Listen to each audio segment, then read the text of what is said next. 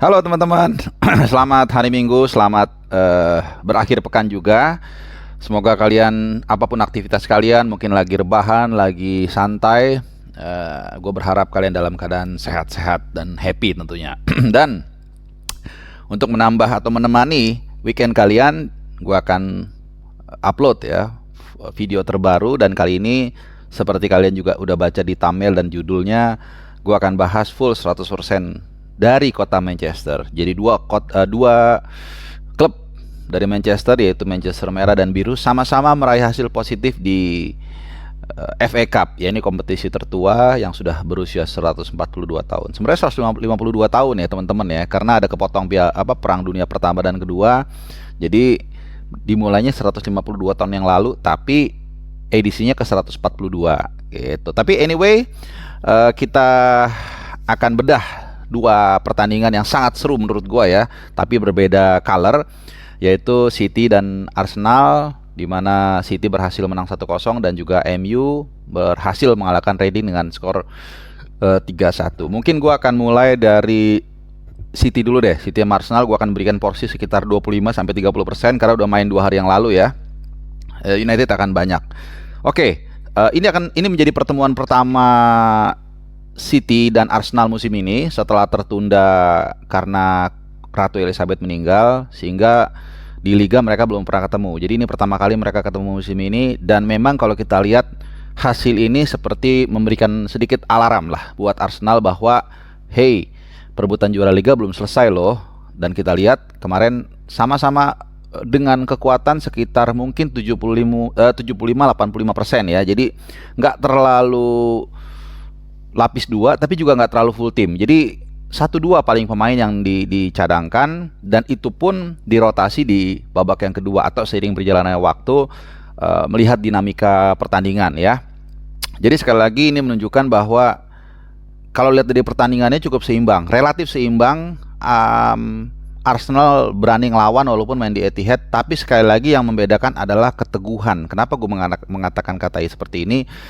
Karena sebenarnya ini hipotesa yang sama tapi objeknya berbeda ya. Waktu Arsenal menghadapi MU, Arsenal itu ada di pihak City. Mereka yang mendominasi, mereka yang bertindak sebagai tuan rumah, tapi mereka harus sabar menunggu gol ketiga yang sebenarnya golnya agak sedikit nggak sengaja begitu ya. Nah, kemarin juga sama, sangat ketat 0-0. Kalau kita lihat dari permainan juga sama-sama City lebih unggul memang secara ball position, tapi kalau dari pemanfaatan atau extra touch di area penalti lawan, ini City lebih banyak. Nah, kemudian datanglah gol yang sebenarnya kalau kita lihat bukan gol hasil dari set piece yang matang ya, tapi hasil dari spontanitas Nathan Ake ketika mendapatkan umpan atau kipas dari Grealish.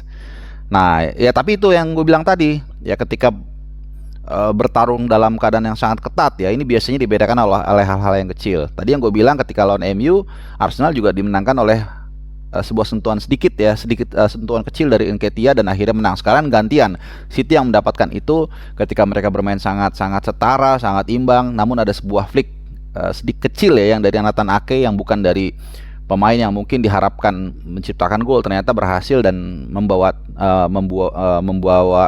City akhirnya bisa mengalahkan Arsenal musim ini, sekaligus untuk melaju ke babak berikutnya ya.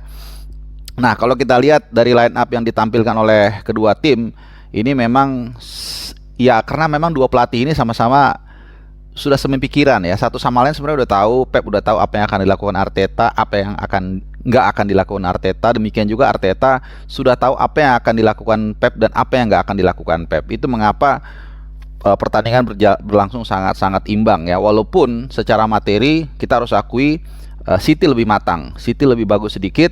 Arsenal bukan tidak bagus, tapi memang kalau kita lihat kedalaman skuadnya tentu kalah dari City. Tapi dengan perimbangan seperti itu pun Arsenal cukup ngelawan dan memberikan beberapa tekanan. Nah, kalau kita lihat line up yang ditampilkan oleh City di bawah mistar gawang, ini penjaga gawang cadangan Stefan Ortega, karena Jack Steffen dipinjamkan ke Middlesbrough ya kalau nggak salah ya. Oke. Nah, di belakang ini formasi yang sebenarnya agak aneh.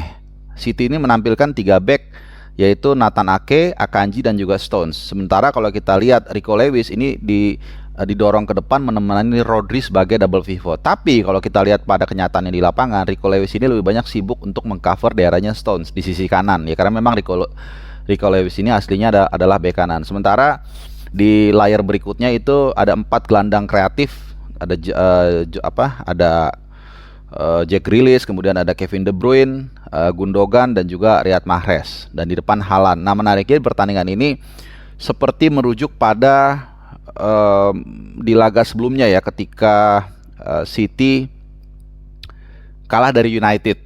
Ya, jadi di pertandingan tersebut Haaland ini berhasil dimatikan dalam tanda kutip ya, dijaga sedemikian rupa, dan itu yang gue bilang karena Arteta udah paham ya bagaimana game plan-nya, apa isi otak dari Pep Guardiola. Namun itu tadi pada akhirnya kemenangan itu dibedakan dengan hal-hal yang kecil. Nah, kemudian kita ke Arsenal. Nih Arsenal, Bukayo Saka dari bawah Mister Gawang dulu ya, Matt Turner ini penjaga gawang Amerika yang kemarin tampil agak sedikit nervous di awal-awal. Ya, gua nggak terlalu detail mencatat, tapi intinya ada beberapa kesalahan mendasar atau terlalu underestimate mungkin ya, atau nervous, dan hampir ketika dia menghalau bola ada satu momen itu direbut City kemudian hampir menjadi gol ya. Tapi overall sih lumayan lah untuk penjaga gawang nomor 2. Nah, di depan dia mengkombinasikan boleh dikatakan 50% lah kekuatan utamanya. Gabriel dia tetap tampilkan, diduetkan dengan Rob Holding. Kemudian di kiri Kieran Tierney yang memang tentunya nggak seagresif di Zinchenko, tapi secara bertahan oke. Sementara Tomiyasu di kanan ini adalah back serba bisa yang gue rasa juga sudah terbukti ya, ketika menghadapi United dia berhasil meredam kecepatan dari Rashford.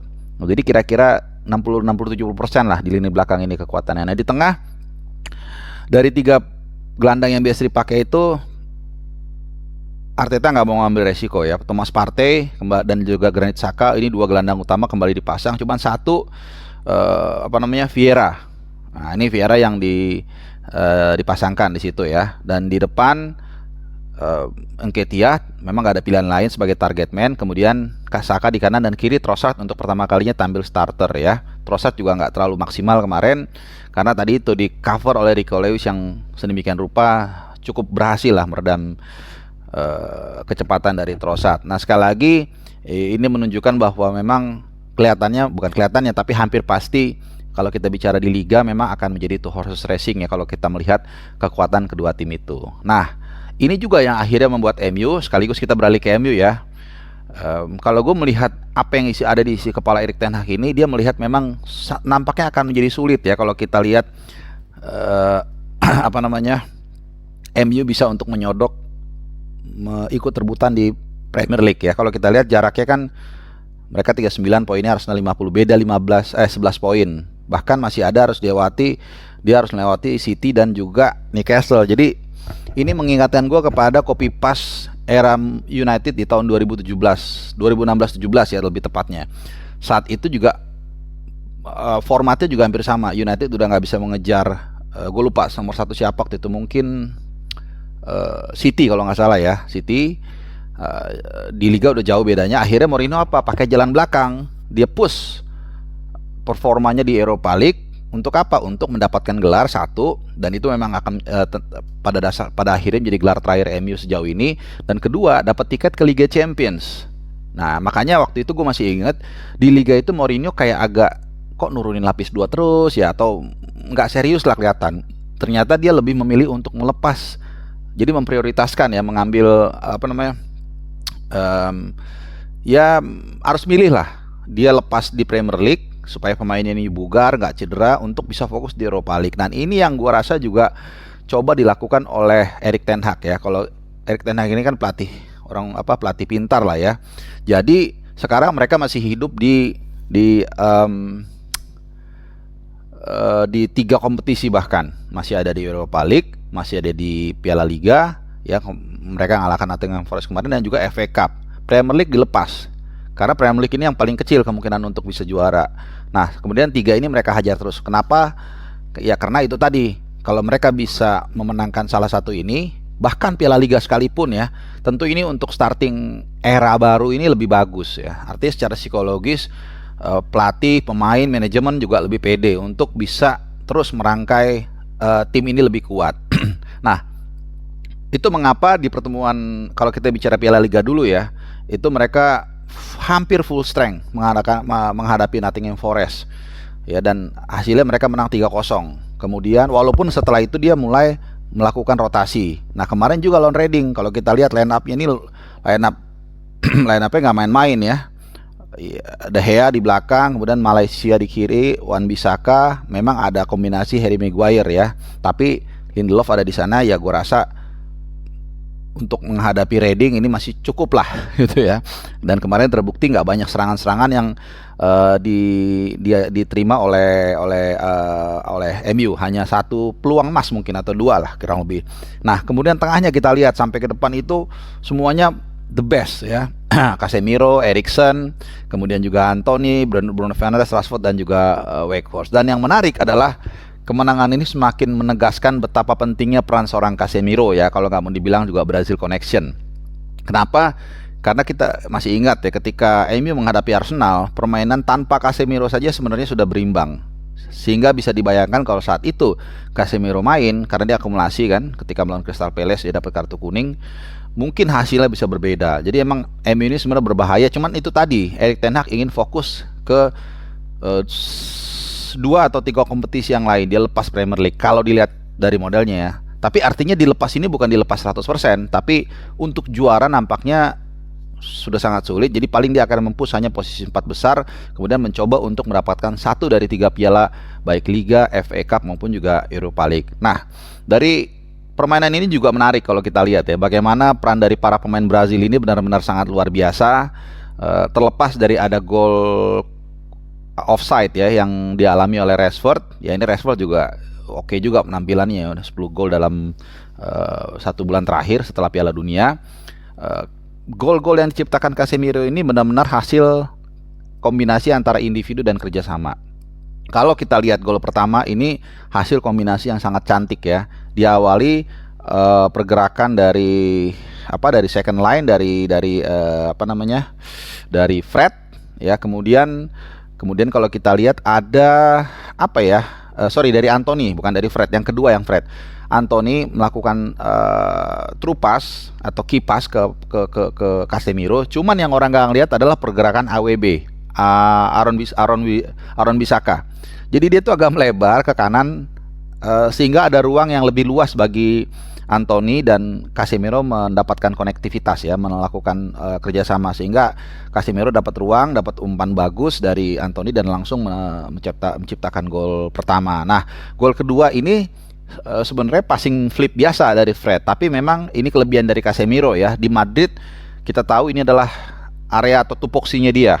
Dari luar kotak penalti, dia kadang-kadang kalau ada bola liar, bola rebound, dia kadang-kadang spekulasi, dan itu dilakukan kemarin dan berhasil menciptakan gol. Gol kedua yang tentunya membuat membuat game plan-nya MU menjadi lebih gampang ya, karena kurang dari 1 jam mereka sudah unggul 2-0 melawan tim yang sebenarnya di Championship aja itu lagi tertatih-tatih, Reading ya.